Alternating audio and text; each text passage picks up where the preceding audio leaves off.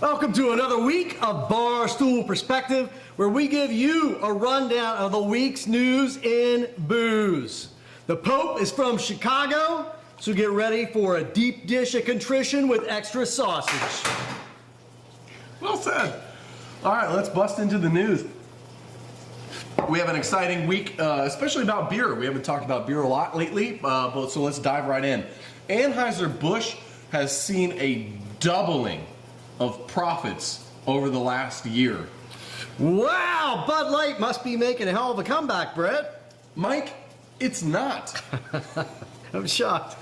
What is making a comeback, though, is the 1980s slash and burn management style in order to pump bottom line profits over all sustainability and any long-term benefit. Anheuser-Busch is down in total sales volume, but their profits are over double on less beer being sold. How is that even possible? They have to be cutting the hell out of every human resource and every ancillary positive impact they have on the economy. There's literally nothing they could be doing right now that is of long-term benefit for this company. Yeah. There's nothing that this company could be doing. They're cutting sales, they're cutting marketing, they're cutting admin people. Yeah, they're cutting all of their human resources, Yep. which are important. You're not saying human resources as in HR either. You're talking about Right. literally humans. Yes. And everything humans are involved with in this Correct. company is being slashed. Yeah.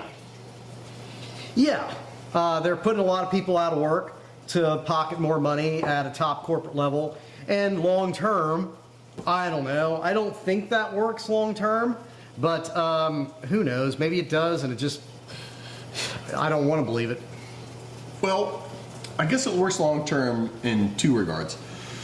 One, if your long term is the economy is going to go to shit, everything's going to be awful, and Right. the only thing we got to do is continue to make the cheapest beer possible at the cheapest way possible for the cheapest price possible for the cheapest economy possible. Yeah, then they're doing a good job. Yeah, that is they're looking setting themselves forward up. in the next couple of years. Yeah. Assuming you take a negative view of the economy as it's currently headed. Right. Which, I mean, some people do, Brett. I'm not politically There are- biased, Mike. I look at what is real, and I saw egg prices going down. As in my consumption of them are going down, so I'm spending less on eggs. There are a lot of economists that think we're heading in the wrong direction, meaning all of them, except for the one that I saw on TV who came out of the White House. But sure, I mean, there's an upside, downside, who knows? Yeah, so that's one way that this is going to go well. It's that you just look at it like things are going to get better, so let's just slash everything and just prepare to make crap product for crap things, crap times.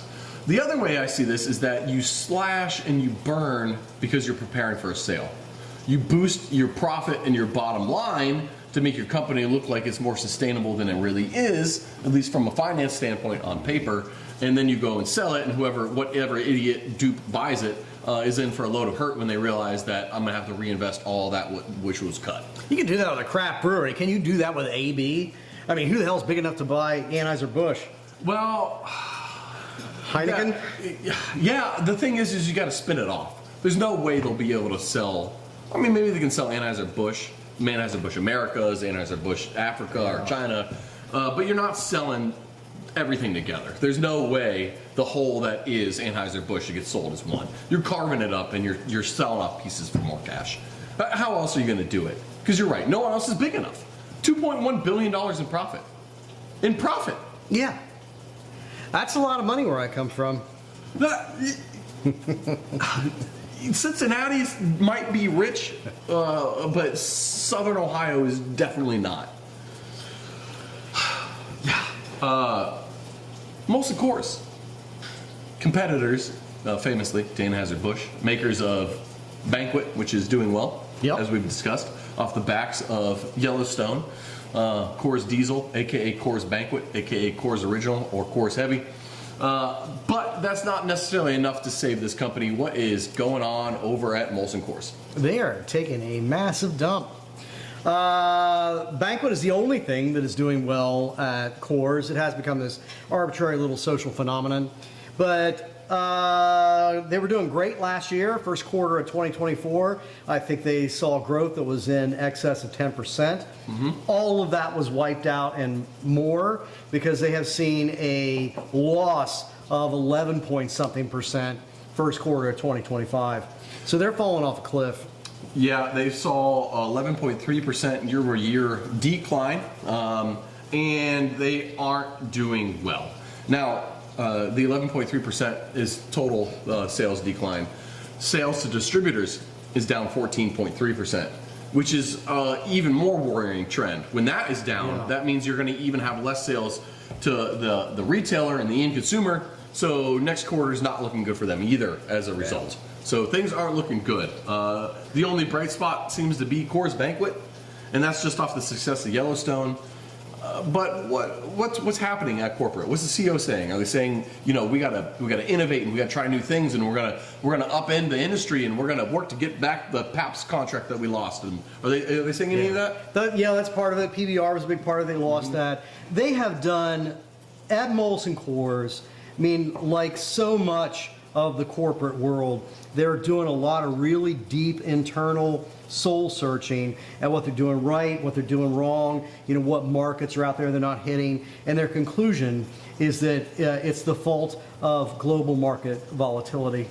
Not their fault at all, Brett, as it turns out. Volatility in the global macroeconomic environment. It's definitely not anything we're doing. We're not willing to try anything new. We're just going to ride this out. Me as the getting paid $20 million a year guy, definitely not my fault.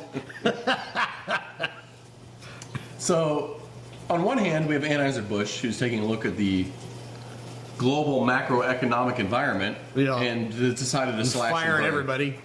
On the other hand, we have Molson Coors, who took a look at the global macroeconomic environment and decided that we're doing nothing. Let's just lose money for a bit. Is there a winning strategy, though? Because clearly, I mean, from a long-term perspective, we have bad with Anheuser-Busch. From a short-term perspective, we have bad from Molson Coors. Is there a good way to handle what's happening right now? Probably not. I think that we're seeing this decline of beer in general as a market, but I do think that these companies, their best moves are going to be investing in cheap beer. You know, pushing the Busch Light is where Anheuser-Busch needs to really be focusing its resources. Molson Coors, I know what cheap beers do they make? I mean, those are not high-end beers, but Labatt? Is Coors Light? Well, Labatt's problematic because it's imported, a lot of it. I mean, they make a lot of it domestically, but it might be domestic here before long, 51st state and all. Sure, right. No, I don't know enough about the Molson Coors portfolio to tell you which is the budget brands coming out of there. Yeah. Maybe that's why they're doing bad. Maybe they don't have enough budget brands. Could be. Natty and Busch Light and everything else is just coming from Anheuser-Busch, so maybe they're just... They don't, I don't know what their portfolio is. To my knowledge, I don't know that they own things on really either end of the spectrum. That they don't make a really good beer. They don't have like a crafty beer. I mean, no one would know. No, Blue Moon is a part of Molson Coors, right? Yeah, I believe it's down. Yeah, Blue Moon's not doing great. They've launched Blue Moon crafty-ish. Light and all that fun stuff, but it's all right. Well, on that note, craft beer also down. Shocking. Can anything save it? The senior director at Total Wine, which has 240 plus stores in 27 states, and they just moved a buttload of alcohol in general, including craft, said that craft beer itself isn't necessarily in a bad spot, not a good one, but craft beer is doing a very bad job of reaching out to new customers. Yeah. And what does new customers mean for craft beer at this point in time? Well, I mean, it's still craft beer at its zenith, which has passed. At its zenith, it was still predominantly a drink of white males. So it had never really branched out or been particularly attracted to or accommodating to any demographic other than white dudes. That's a great point, and Preferably with beards. And if you've seen any of our prior episodes, we've talked about before how the demographic of Gen Z and younger is changing. 50% of the country now is non-white. The majority of money-making people switch from men to women, and the biggest growing segment is basically brown women of different backgrounds. So, yeah, craft beer isn't attracting to that base, then it's not going to grow with younger people. And it just has to be, I'm not exactly sure what the key to that is. It's not like it's being intentionally exclusionary or there's something about it that makes it appealing, to like that one limited demographic. It's just that's really kind of that's sort of the culture and the era and the time that it came out of.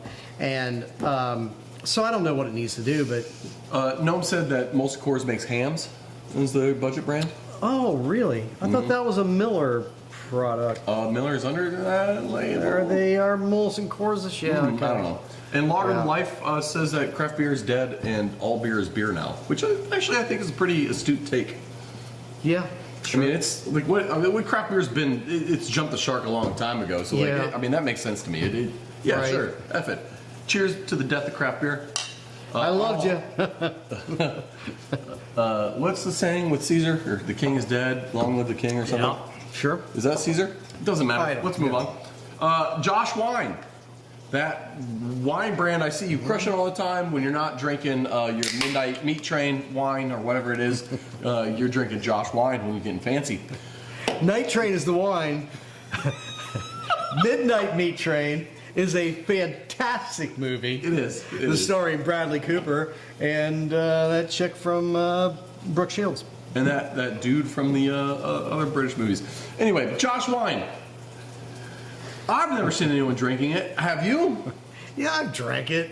I mean, I was in a liquor store just this week, and huge displays of Josh Wine. Well, see, that's what I don't get.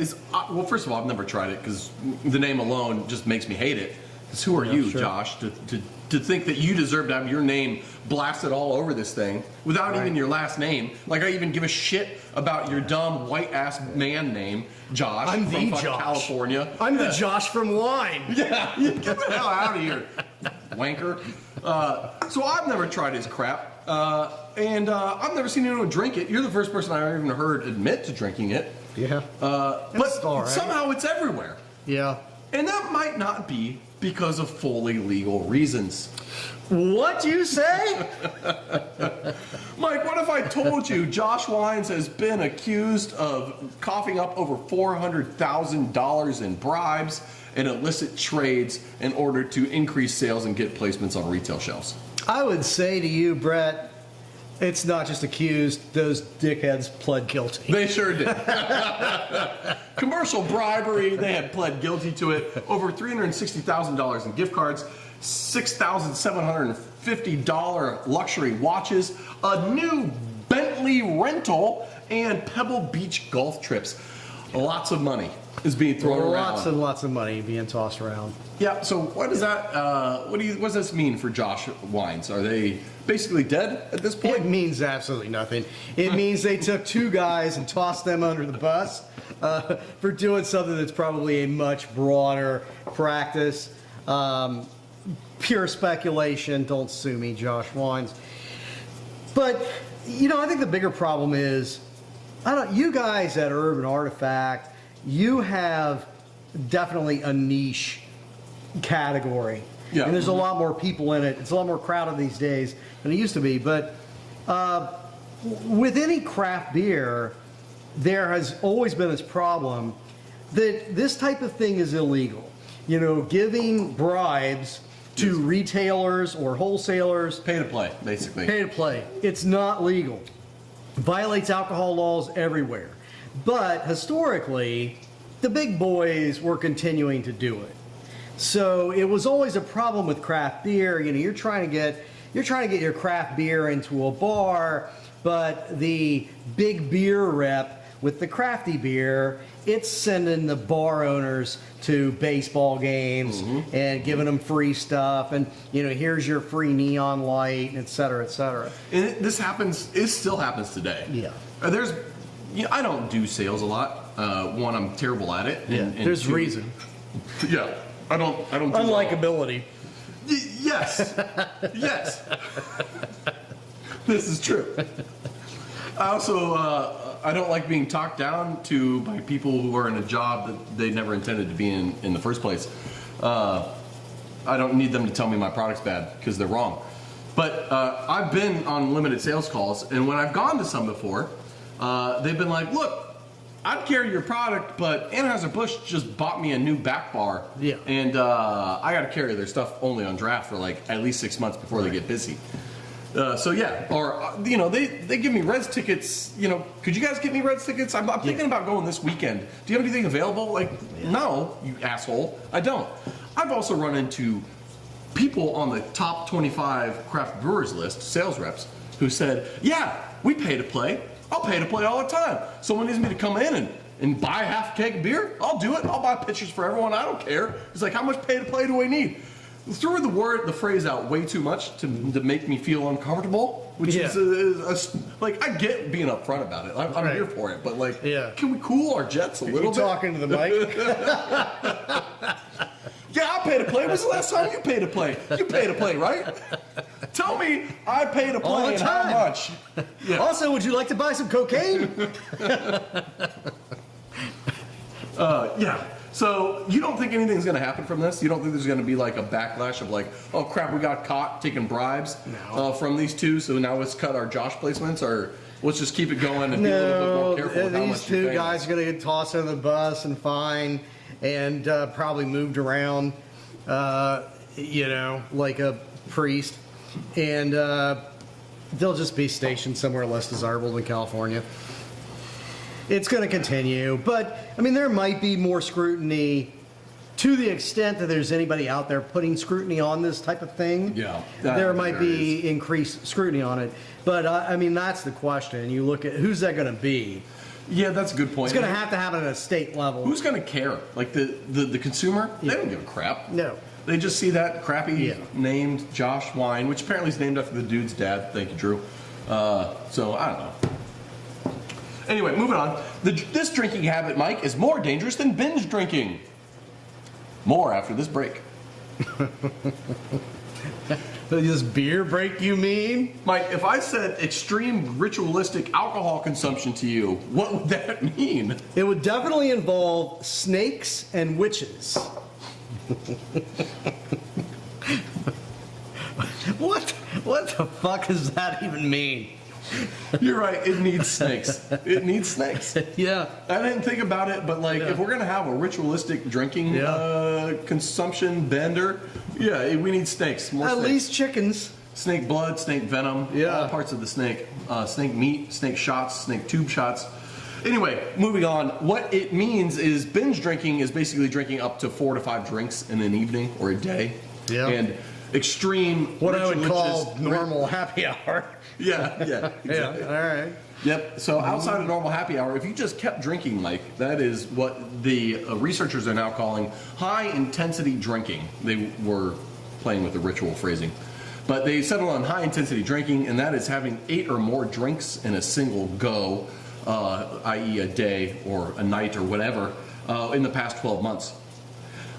What I would say to you is, Mike, how many times have you been caught ritualistically drinking? Caught? I mean, what they're saying is drinking more. Thank you for summing that up. Drinking more than drinking too much is worse for you than drinking just too much. Yes. Thank you, Dr. Science. But I mean, Wait, you don't just pass a cliff and all of a sudden it comes back around? Well, I drink 8 beers, but if I drink 20, it's going to be good for me. that's when the health benefits start to kick in.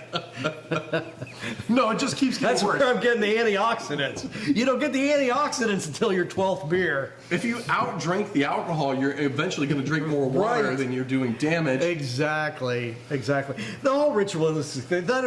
What idiot came up with with that phrase, though. I mean, that is stupid. I've definitely drank way too much, but it's never involved like praying to anything. I kind of like it because it makes it feel like I'm doing it for a reason other than just to get drunk. Well, this afternoon we'll do some candles and sit in a circle. I brought that new candle in. Yeah. It's juniper scented.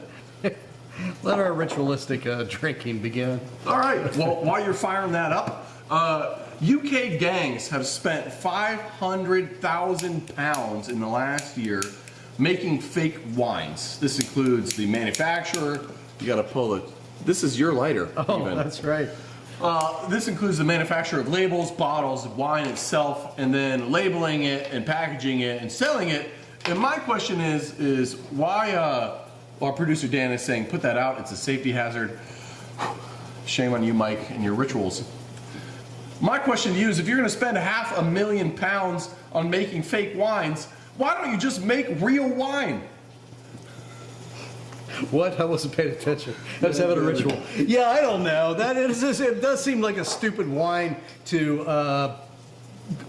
counterfeit. Well, we didn't even talk about that yet, Mike. Well, what wine they are counterfeiting is Yellowtail. Yeah. Yes, the Australian cheap wine brand that goes for $8 a liter is being counterfeited in the UK in a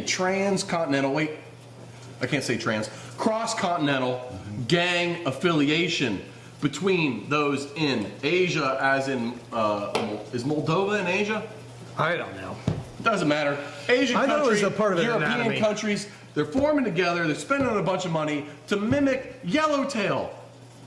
That's insane. Just make shitty wine. Yes. Yeah. What are you doing? You Yeah. already have transcontinental partnerships. You have distribution agreements in place. You guys are doing business. Just make it legal. It's organized crime. I mean, yeah. What's happening to organized crime? You know, I remember when organized crime did badass things. Now they just make bad Yellowtail. What's happening to you over there? Mike, have you ever had a Chardonnay that made you blush? Get ready for Yellowtail Pink, our latest Chardonnay. It's what's his oh my God, Guy Ritchie's next series. It's gonna be like counterfeit Yellowtail. It's just not gonna be cool. The stiletto I have isn't for stabbing, it's for opening letters so I can write to my adoring fans. Oh, okay. Well, Sazerac, makers of fancy liquors. Sazerac and whatnot. Yes. They're getting into hemp. They're launching their own hemp brand, as in THC brand. So, after spending all this money, these spirits companies spending all this money on battling hemp and trying to make it legal, they finally threw up their arms and said, you know what, let's just make our own. So after they basically made it difficult in some states, they decided to try to cash in the others. And I say, F those guys for not having the foresight to just do that in the first place. Thanks, Sazerac. Ireland is looking to roll back the health warnings that are set to go in effect in 2026. The lead government person, which is an Irish word that I can't pronounce, has said, you know what? The economy globally is in a really tough spot, driven by some bad policy decisions coming out of the United States. So why don't we just kind of ease it up on the health warnings so we don't make things more difficult for these alcohol companies that is a large percentage of our country's GDP. Mike, can you imagine what the Anti-Alcohol Institute in Ireland had to say about that?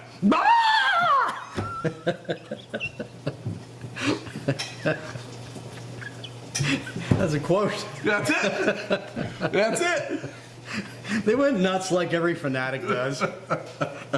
Calm down, sister. You nailed it.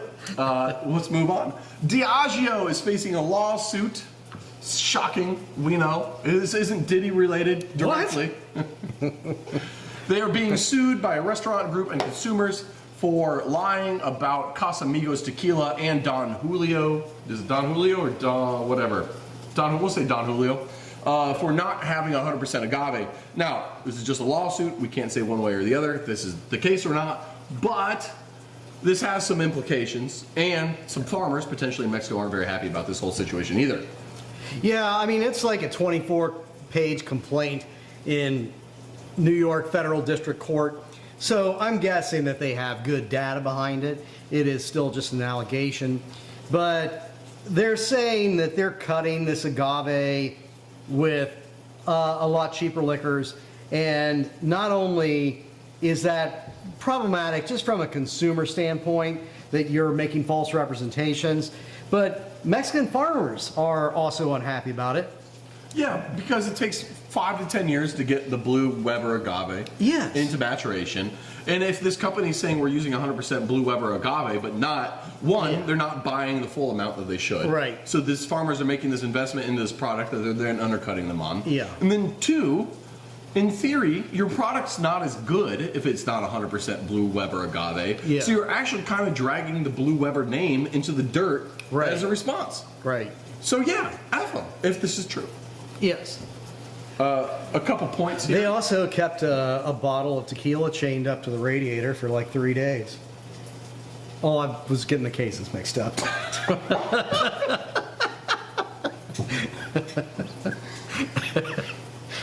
Mike, you landed that plane successfully. I'm very proud of you. It was good. Owen, thank you. Moldova is in Eastern Europe. There is Asian gangs that are affiliated with that whole yellowtail thing, but Moldova is not Asian. And Noam says that tuning this show every week is ritualistic drinking, and I guess I have to agree. Yeah, Cheers to that's that. All right, moving on.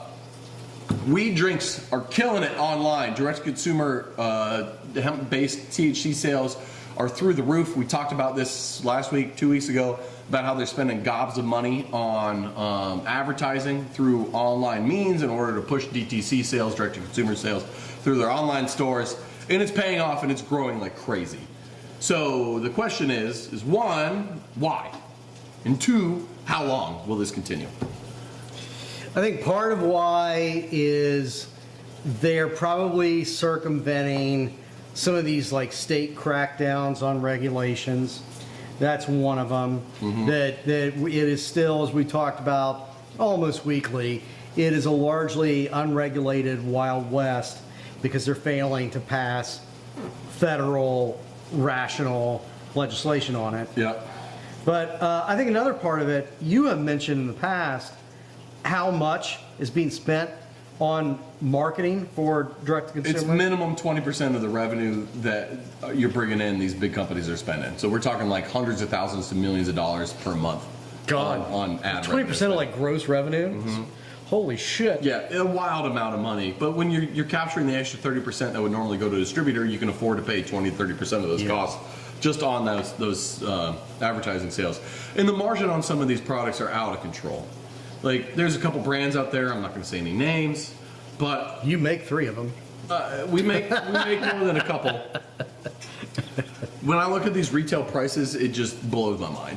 Like, okay, weed was expensive back if you're a millennial or Gen X or boomer, and you were buying pot by the ounce back in the day. Yeah, that shit was hella pricey, but things aren't that expensive anymore, especially on the wholesale industrial level like we're doing. So some of these are nuts. The $30 a 4-pack for a direct-to-consumer sale, like, that's just bonkers profit margin. Then there's not a lot that goes into the liquid.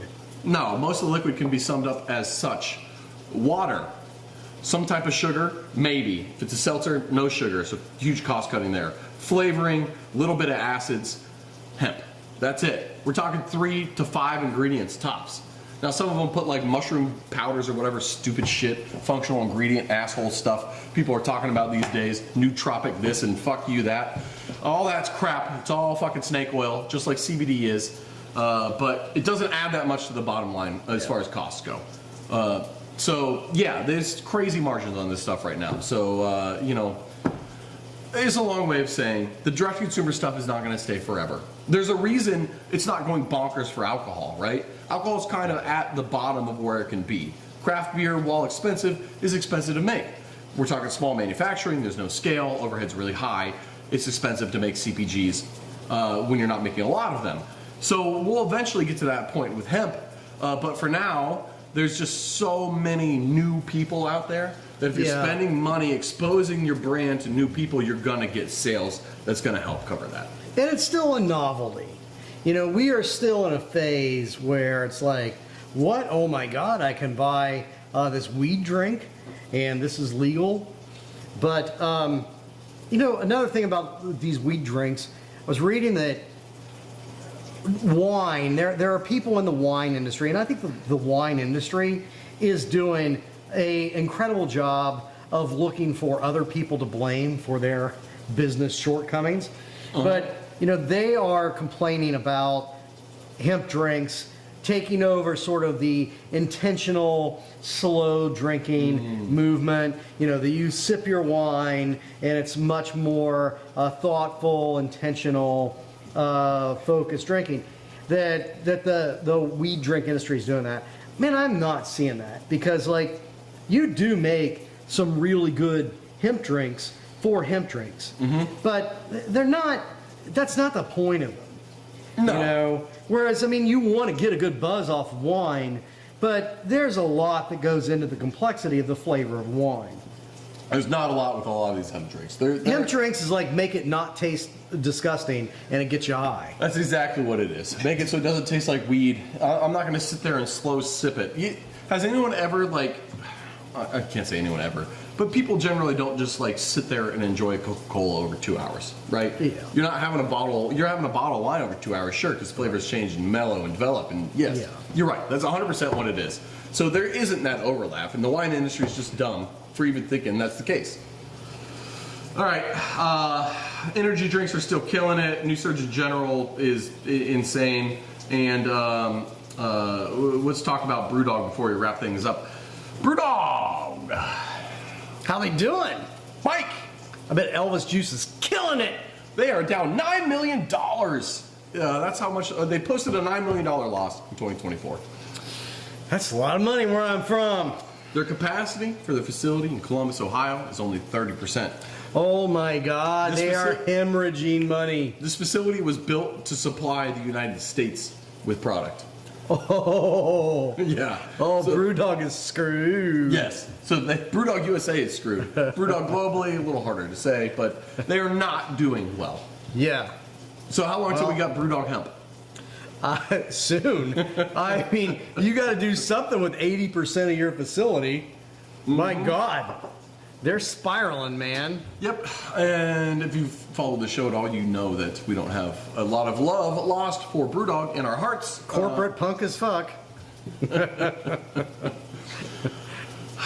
Let's end with a positive note. ScotRail, the Scottish rail transportation company in Scotland, has now, since COVID, lifted their ban on alcohol sales on trains. And most of the world rejoiced. Fantastic. I'm glad that the conductors can get drunk again. Well, I'm about to conduct myself to a healthy buzz. See you guys next week. Mike, take us out. Everybody, all of our old people, Julia, Gnome, Blogger Than Life, Owen, new people, Deborah from the Far East is supposed to be joining us this week. So, new, old, and to come, we appreciate Drew, you. Nathan, I think I saw both you guys out there. We Cheers. love you. Have a good week.